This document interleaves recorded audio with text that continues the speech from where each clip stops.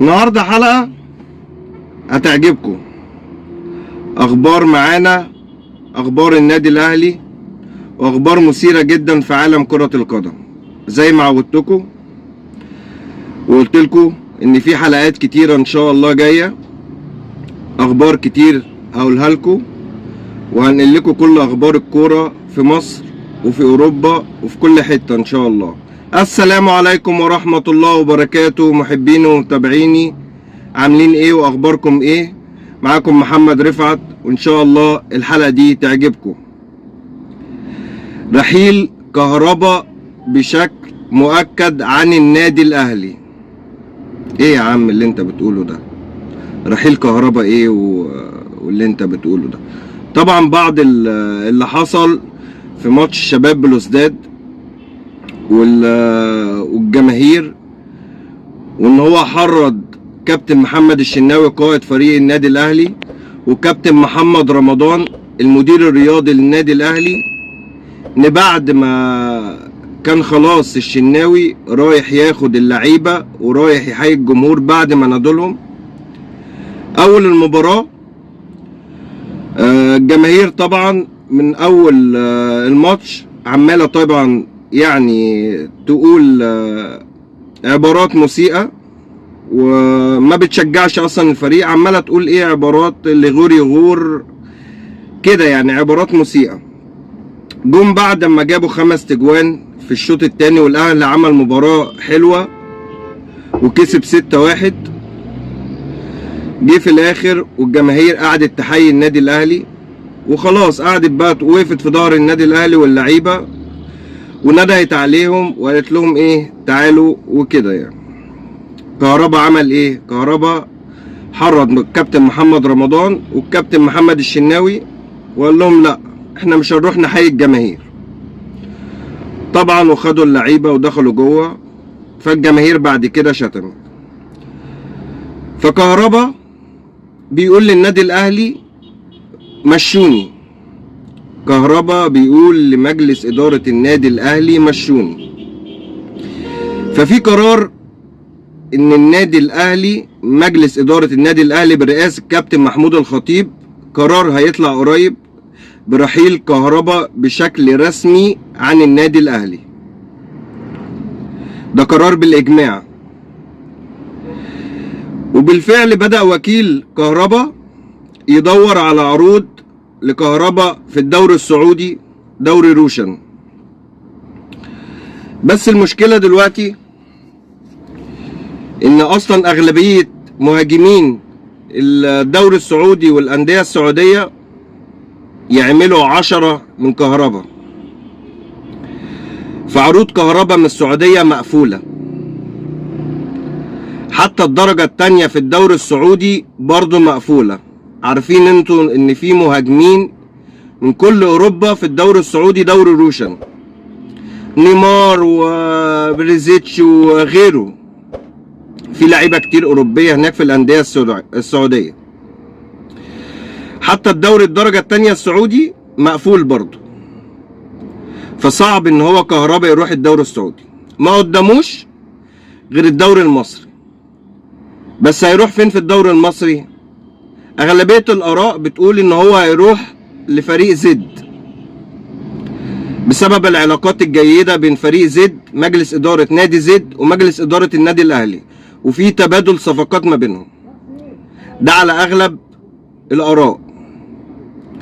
في قرار طلع من اتحاد الكرة ايقاف جماهير نادي الزمالك اللي كانوا في ماتش سيراميكا للمباراة الجاية اللي هي مباراة الاتحاد، وتغريم نادي الزمالك 200,000 جنيه للسباب الجماعي الكابتن امين عمر حكم المباراة بتاع ماتش سيراميكا. طب ايه اللي حصل؟ اقول لك انا ايه اللي حصل. اللعيب بتاع نادي سيراميكا وقع جوه منطقة الجزاء والكرة جت في ايده، وبعد كده الحكم ادى ادفانتج للكرة واداله فرصة، الكرة راحت لناصر منسي انفراد وضيعها كابتن محمد بسام حارس المرمى بتاع نادي سيراميكا، صدها. فانا مش شايف ايه المشكلة دلوقتي.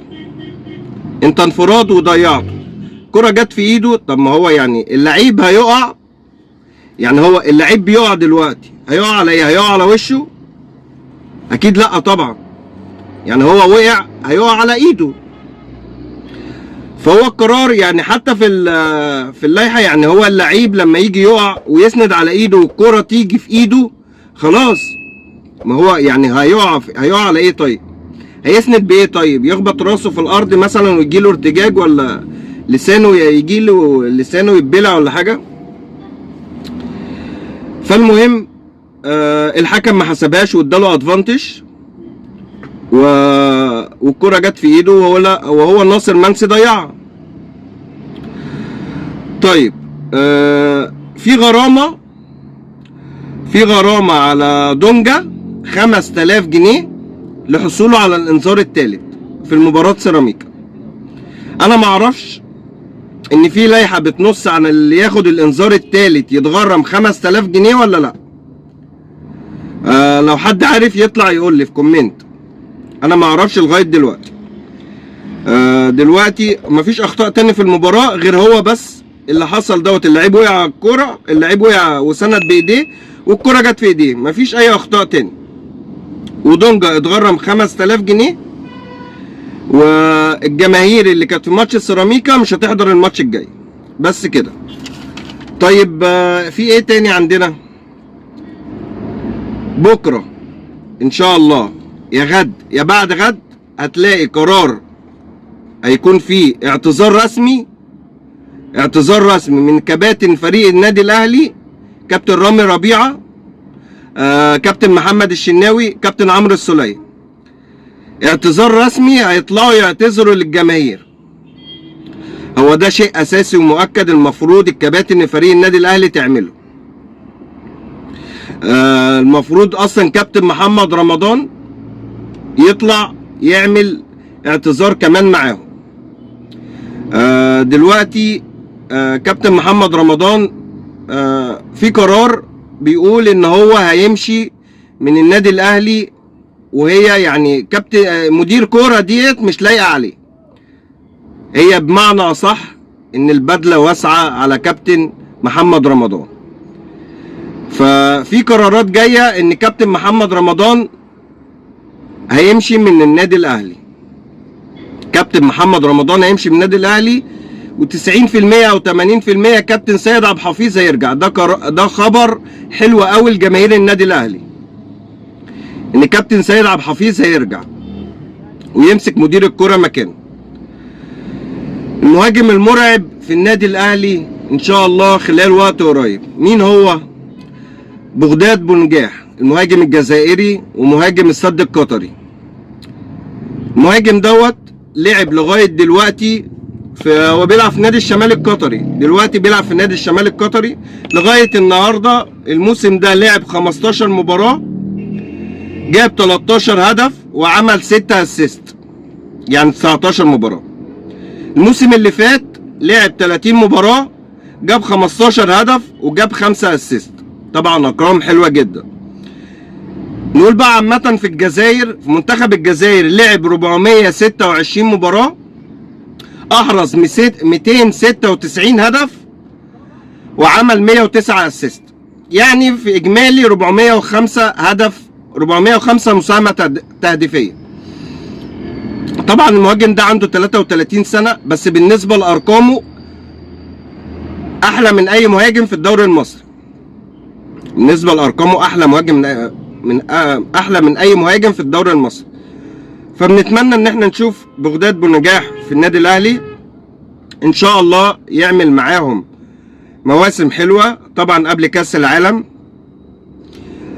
باذن الله. اتمنى ان تكون الحلقه عجبتكم، اتمنى تكون الاخبار تبقى حلوه، وان شاء الله كل يوم هتلاقوا فيديو جديد باذن الله. محتاج تدعيم منكم الفتره اللي جايه. اللي مش مشترك يشترك في القناه، يفعل زر الجرس. عايزين نوصل الفيديو ده ل 500 لايك باذن الله. الفتره اللي جايه هتبقى حلوه. اشوفكم في حلقه جديده ان شاء الله. تصبحوا على خير.